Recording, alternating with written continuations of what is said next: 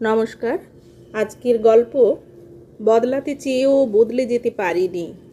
কলমে সরজিৎ ঘোষ। অনেকবার ভেবেছি নিজেকে শোধরাবো, পারিনি। নরম মনটাকে কিছুতেই শক্ত করতে পারিনি।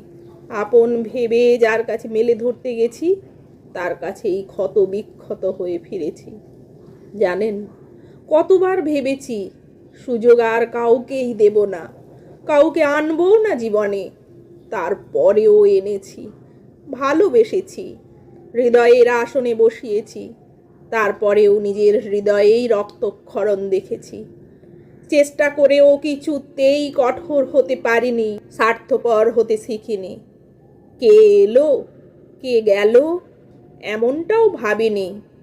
সম্পর্ক হারানোর অভ্যেস করতে পারিনি, সহানুভূতিকে বাদ দিতে পারিনি। ভালোবাসাকে দূরে যেতে দিইনি, মানুষকে কাছে টানতে ভুলিনি, যোগাযোগ রাখতেও ছাড়িনি। শুধু অভিমান করতে ভুলে যাইনি বলে আঘাত পেয়েছি। মস্তিষ্ক বলে অভিমান করা ছেড়ে দাও, দুঃখ কমে যাবে।